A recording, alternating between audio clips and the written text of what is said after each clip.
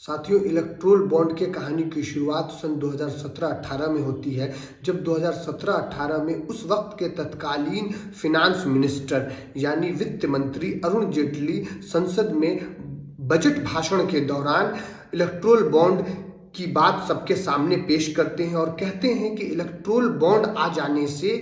इस देश में जो चुनावी चंदा कैश के हार्ड कैश के रूप में जो लोग एक दूसरे को पॉलिटिकल पार्टीज को देते हैं करोड़ों अरबों रुपया, इससे जो काला धन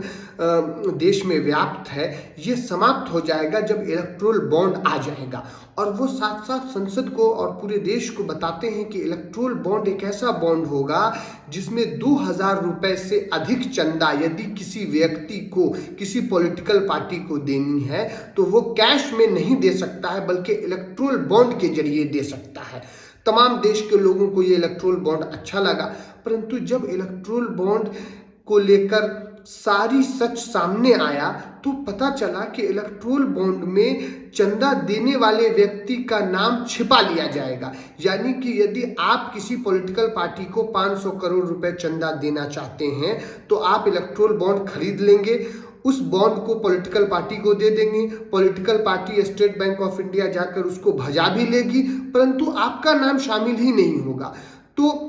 वैक्सीन बनाने वाली कंपनी भाजपा को जितना बॉन्ड में पैसा दी है, जो अभी सबके सामने आ गया है, या आप या हम किसी पॉलिटिकल पार्टी को चंदा देते हैं, पॉलिटिकल चंदा करोड़ों अरबों रुपया, तो हमारा नाम या वैक्सीन कंपनी का नाम या किसी कंपनी का नाम सामने ही नहीं आता है। तो इससे ये पता ही नहीं चल पाएगा कि किस व्यक्ति ने किस पॉलिटिकल पार्टी को कितना चंदा दिया। ये इस इलेक्ट्रोल बॉन्ड की सबसे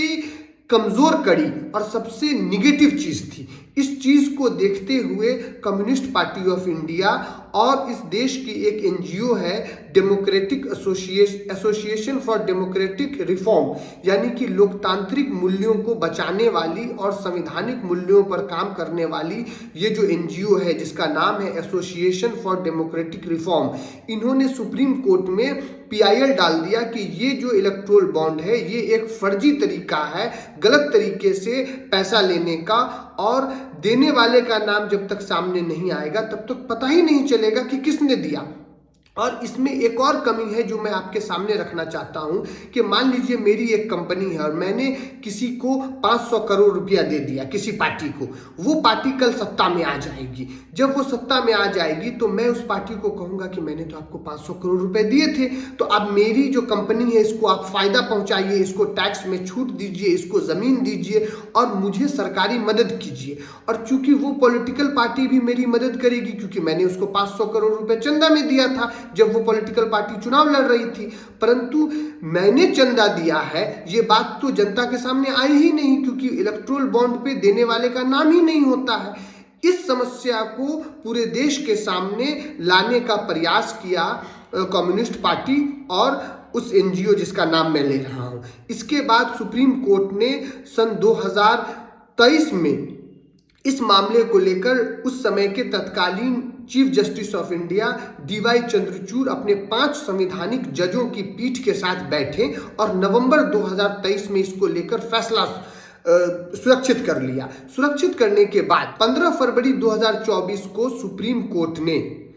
ये सर्वसहमति से, यानी संविधान पीठ की जो बेंच थी उन्होंने सर्वसहमति से, सबकी सहमति से ये फैसला दिया कि ये जो इलेक्ट्रोल बॉन्ड है इसकी जानकारी जनता के सामने आनी चाहिए, ये जनता का हक है, ये राइट टू इंफॉर्मेशन के अंदर आना चाहिए और किस पॉलिटिकल पार्टी को किस व्यक्ति ने कितना चंदा दिया ये इलेक्शन कमीशन के वेबसाइट पे आना चाहिए और देश की एक एक जनता को पता होना चाहिए। इसके बाद सुप्रीम कोर्ट ने स्टेट बैंक ऑफ इंडिया को डांट लगाते हुए कहा कि आपके पास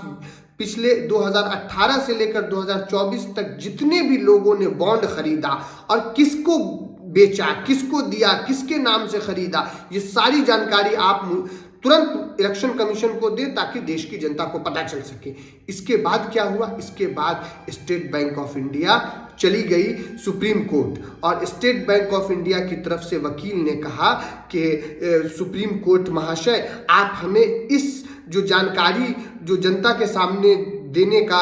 फैसला आपने दिया है, आदेश आपने दिया है, इसको आप मुझे थोड़ी मोहलत दे दें। मैं 30 जून को ये जानकारी सबको दे दूंगा, क्योंकि टेक्निकल फॉल्ट है, बहुत सारा काम है हमारे पास। अतः स्टेट बैंक ऑफ इंडिया सरकार के दबाव में जाकर सुप्रीम कोर्ट से ये कहती है कि मैं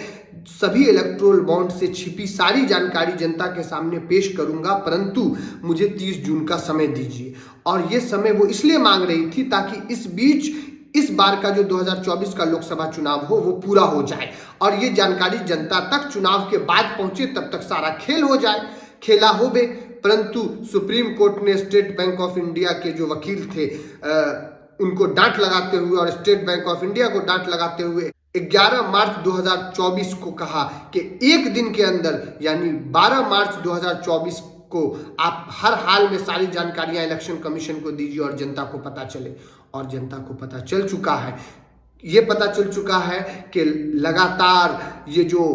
कोरोना वायरस के समय वैक्सीन बनाने वाली कंपनी आधार पूनावाला, इसके अलावा एक और वैक्सीन बनाने वाली कंपनी और तमाम लोगों ने लगातार भाजपा सरकार को 500 करोड़, 1000 करोड़ और तमाम जानकारियां, तमाम इलेक्टोरल बॉन्ड के जरिए पैसे दिए, किस पॉलिटिकल पार्टी को कितना पैसा दिया, ये सारी चीजें निकलकर सामने आ गई उस लिस्ट से, जो लिस्ट अब तक जनता से छिपाई गई थी। साथियों, हमें पता चल सका कि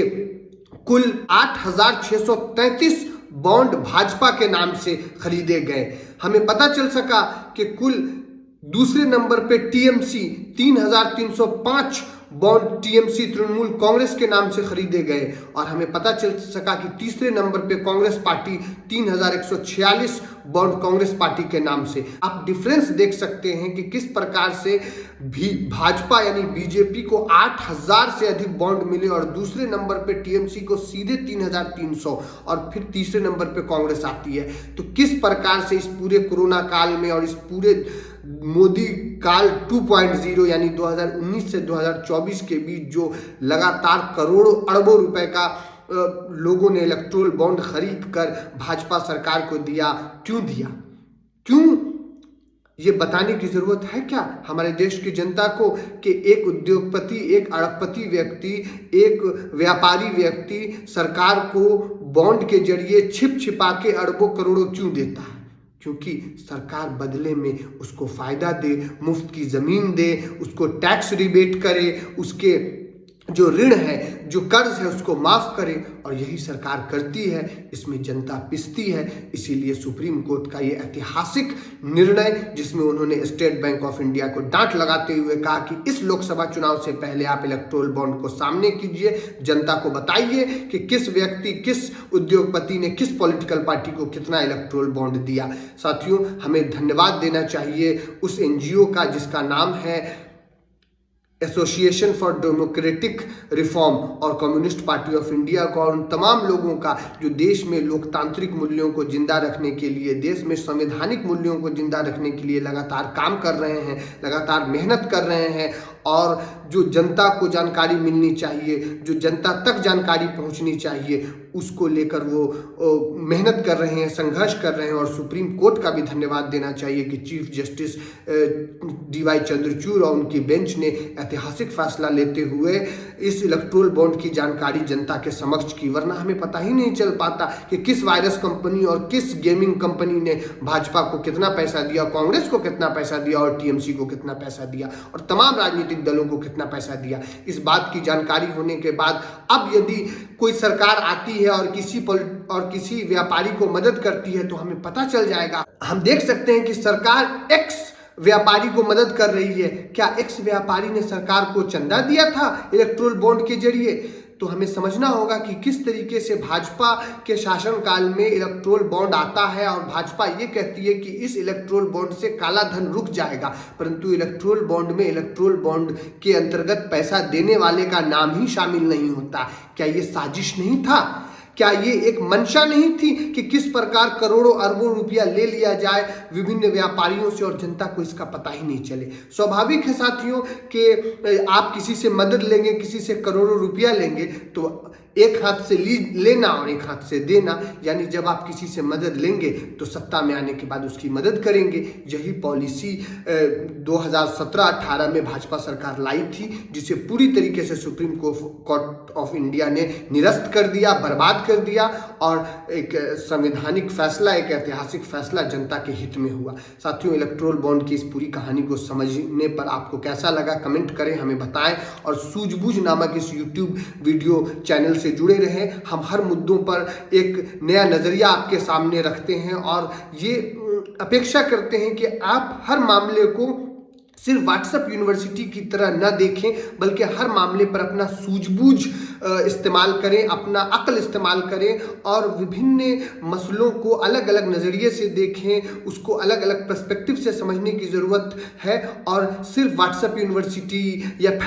फैलाई हुई सूचनाएं एकत्रित न करें, चाहे वो सरकार के खिलाफ हो, चाहे वो सरकार के समर्थन में हो। जब आपको कोई सूचना मिलती है, जब आपको कोई जानकारी मिलती है, जब आपको कोई न्यूज़ मिलता है, तो उस न्यूज़ को अलग अलग चश्मे से, अलग अलग एंगल से देखने की जरूरत है, समझने की जरूरत है कि इस खबर से, इस नियम से, इस कानून से हमारे देश की संवैधानिक मूल्य और हमारे देश का जो लोकतंत्र है मजबूत होगा या कमजोर होगा। अगर कमजोर होगा तो उसका विरोध कीजिए, अगर मजबूत होगा तो उसका स्वागत कीजिए। तो साथियों, स्वागत कीजिए